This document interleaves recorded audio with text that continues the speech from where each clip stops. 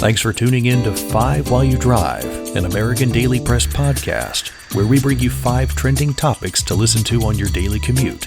Today is September 27th, 2024. Hurricane Helene is our top story again today. The Category 4 hurricane hit Florida's northwest coast last night and brought with it 140-mile-per-hour winds, huge storm surge, and flooding rain. Power outages have been felt all across the southeast, with over 750,000 outages reported in Florida, 30,000 in Georgia, 6,000 in South Carolina, 2,500 in Tennessee, and just shy of 1,000 in Mississippi. Those who were unable to evacuate have been asked to try and shelter in place at this late of an hour. Residents of some counties were grimly told by the sheriff's department to, quote, write your name, birthday, and important information on your arm or leg in a permanent marker so that you can be identified and family notified, end quote. A lot of extreme adjectives have been used to describe Helene, and I won't repeat them here because I don't think anyone would disagree about the severity of this situation. If you would, please keep all the people affected by this storm in your prayers. California is formally apologizing for its role in slavery. Governor Gavin Newsom signed several bills yesterday to address the state's history of racial discrimination, though this comes a day after he vetoed a so-called reparations bill.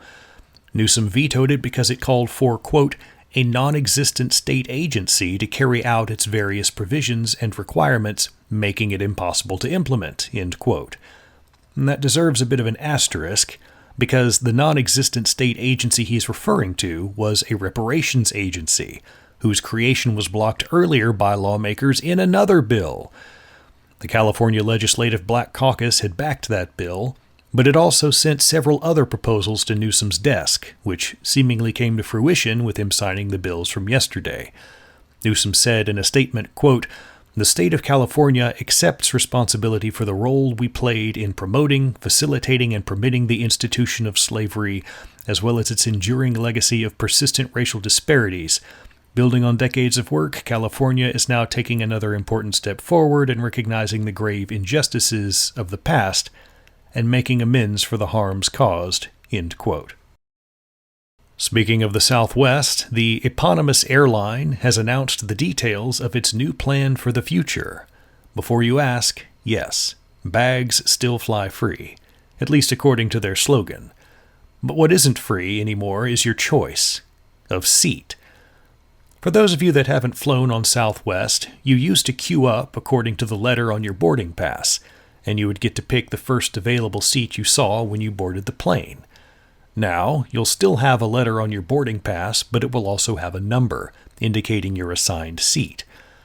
Executive Vice President Ryan Green explained the rationale for this change, saying, quote, one of the challenges that we have today with open seating is customers who are getting on last. They're looking for that middle seat, especially on full flights. They go to the end, and they turn around, and that creates customers bumping into each other, and all that does is add time, end quote. Another change coming is more legroom, a whole 3 inches more legroom, meaning a total of 34 inches for you to use for whatever. But don't expect to see those new seats until sometime in 2026. Other changes include the addition of red-eye flights, everyone's favorite type of flight, and some international partnerships, meaning you can now fly to Europe, if that's your thing. Speaking of cheap flights, New York Mayor Eric Adams is in the news. He was indicted on multiple charges that were unsealed yesterday, including conspiracy, wire fraud, and bribery.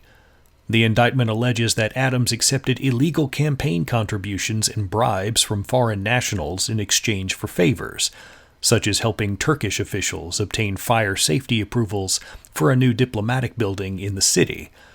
Prosecutors claim Adams received free and discounted luxury travel benefits, including first-class flights and stays in expensive hotels, which he then failed to disclose as required by law. The indictment also details how Adams allegedly created fake paper trails to cover up these benefits and deleted incriminating messages. Adams, for himself, has denied the charges, saying, quote, I always knew that if I stood my ground for New Yorkers, that I would be a target, and a target I became," end quote. He has insisted that he followed campaign rules and law and has vowed to fight the allegations, describing the case as based on lies. Mayor Adams will be arraigned later today on the bribery and fraud charges. And finally, speaking of court proceedings, former President Donald Trump's appeal of his civil fraud case took an interesting turn as the appellate judges had some concerns about whether the New York Attorney General's office had exceeded its jurisdiction. They also questioned the size of the judgment, with Justice Peter Moulton saying, quote, "The immense penalty in this case is troubling," end quote. Trump is currently liable for $364 million, and with interest, that's now about $478 million. Trump previously had to post a bond of $175 million, which was sharply reduced from the original $450 million. Needless to say, the outcome of this appeal could significantly affect Trump's financial situation and his real estate empire. The 5-justice panel did not rule yesterday. Thanks for tuning in to 5 While You Drive. We hope you enjoyed your stay. If you like what you hear, give us a follow on X or visit AmericanDailyPress.com. If you'd like to send us an email with some feedback, you can do so by sending it to 5drive, that's the number 5 and the word drive, at AmericanDailyPress.com.